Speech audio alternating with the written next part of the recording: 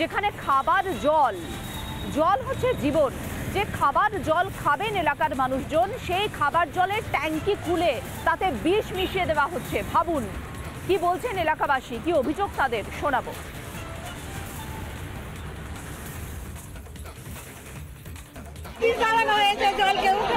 আজকে দিয়েছে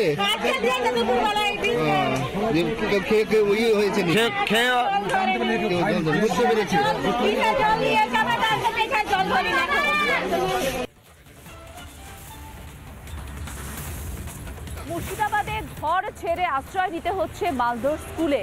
কি ভয়ঙ্কর পরিস্থিতি ছিল তাদের, কি অভিজ্ঞতা হয়েছিল তাদের মুখেই শুনুন কি বলছেন এলাকাবাসী।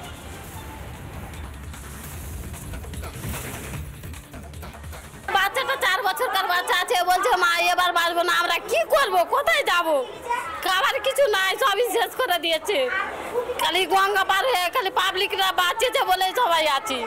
পুলিশরা এসে কি করবে? 4 দিন থেকে পুলিশরা কি করতেছিল? পুলিশরা তো সাহায্য করতে পারছে না, এসে কি করবে?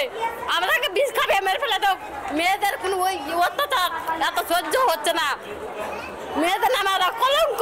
মমতা কি করছে? মমতাও তো একটা মেয়ের কষ্ট মেয়ে যদি না বুঝে তো কে বুঝবে? ছোট ছেলে মেয়ে নিয়ে কোথায় যাবো? মেয়ে বলছে বম ফুটেছে মা এবার বাঁচবো না আমরা। 4 বছর করে মেয়ে হলো, কোথায় যাবো আমরা? সব কিছু শেষ হয়ে গেছে। তো মানুষরা তো বাঁচার আশাই রাখছে না, পুলিশরা তো কিছুই করছে না, সব তো ছাই করে দিয়েছে পুড়িয়ে। কি করবে বেঁচে থেকে? যে জেলার দিকে নজর রাখুন সেখানে এমনই ছবি। ঘর ছেড়ে পাশের স্কুলে আশ্রয় নিতে হচ্ছে এলাকাবাসীকে। আর আশ্রয় নেওয়ার পর যখন সংবাদ মাধ্যম যাচ্ছে তাদের কাছে, তখন যে ভয়ঙ্কর অভিজ্ঞতার কথা বলছেন না তারা, শুনলে আপনি আটকে উঠবেন।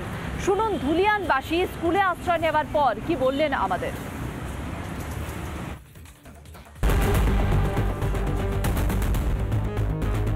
আমাদের জলে বিষ, আমাদের গায়ে পেট্রোল, আমাদের ইজ্জতের সঙ্গে খেলা করছে। তা আমরা কি করে বাঁচবো, আর কি করে বা সেফটি করে থাকবো, আর কি করে বা থাকবো? উত্তাল মুর্শিদাবাদ, ওয়াকফ প্রতিবাদের নামে হামলা, প্রাণ বাঁচাতে অনেকেই ঘর ছাড়া। ধুলিয়ান থেকে পালিয়ে পাশের জেলা মালদার স্কুলে ঠাঁই। সম্মান ইজ্জত বাঁচানোর জন্য কাশ্মীর ছেড়ে চলে যেতে হয়েছিল, কারণ সেখানেও গণহত্যার চেষ্টা করা হয়েছিল, যে নারকীয় পরিস্থিতি তৈরি করা হয়েছিল। আজকে তার সঙ্গে অনেকেই মিল পাচ্ছেন মুর্শিদাবাদের। ইজ্জত আমাদেরকে দিয়ে দাও, তোমাদের স্বামীদেরকে বাঁচতে দিব, তোমাদের স্বামীদেরকে রক্ষা করতে। কি বলছে? যে তোমাদের ইজ্জত আমাদেরকে দিয়ে দাও, তোমাদের স্বামী সন্তানকে রক্ষা করব। বেশিরভাগই বেরিয়ে পড়েছেন এক কাপড়ে। সদ্যজাতকে নিয়ে একেবারে দিশেহারা অবস্থা কারো। খুলে সদ্যজাত শিশু, তাকে নিয়েই পালিয়ে বেড়াতে হচ্ছে তার মাকে। বাড়ি ঘর সব জ্বালিয়ে দিয়েছে, তো কিভাবে থাকবো? তার জন্য থাকতে পারিনি।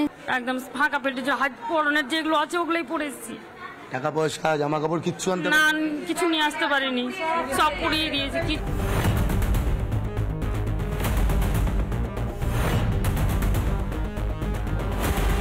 মানুষের শরীরের মধ্যে পেট্রোল ঢেলে দিচ্ছে, দূর থেকে পেট্রোল ঢেলে ধরিয়ে দিচ্ছে। যারা দৌড়ে পালাচ্ছে তারা বেঁচেছে। বিষ দিয়েছে, জলের টাঙ্কিতে বিষ দিয়েছে। জল খেতে দিবে না, জল খেতে গেলে তো আমরা মরে যাবো। রেহাই নেই কোলের শিশুরও। আমার বাচ্চাটা 1.5 বছর আছে, গলায় ছেনি ধরেছে। গলায় ছেনি ধরেছে, 1.5 বছরের বাচ্চা। 1.5 বছরের। দেখুন সব হারিয়ে কেউ ভেঙে পড়েছেন, কেউ ক্ষোভে ফুঁসছেন মমতার পুলিশের বিরুদ্ধে। ঘরের পেছন দিক থেকে হামলা করেছে, সব পুড়িয়ে দিয়েছে। সব পুড়িয়ে দিয়েছে, এই অবস্থাতে চলে এসেছি। পশ্চিমবাংলা পুলিশ আমার দরকার নাই, পশ্চিমবঙ্গের পুলিশের দরকার নাই, পশ্চিমবঙ্গের পুলিশ দরকার নাই। মুহূর্তে যথেষ্ট উত্তপ্ত পরিস্থিতি মুর্শিদাবাদের। সেই জায়গায় প্রাণ বাঁচানোর জন্য মালদায় পালিয়ে এসেছেন তারা, এমনটাই জানাচ্ছেন রিপাবলিক বাংলাকে। ভিডিও জার্নালিস্ট মেহরাত আলীর সঙ্গে ভাস্কর বসু, রিপাবলিক বাংলা, মালদা। নানা ধরনের কন্টেন্ট দেখার জন্য লাইক করুন, শেয়ার করুন আমাদের ফেসবুক পেজ, সাবস্ক্রাইব করুন আমাদের ইউটিউব চ্যানেল। পাশাপাশি অন্যান্য ব্রেকিং নিউজের জন্য অবশ্যই চোখ রাখুন রিপাবলিক বাংলায়।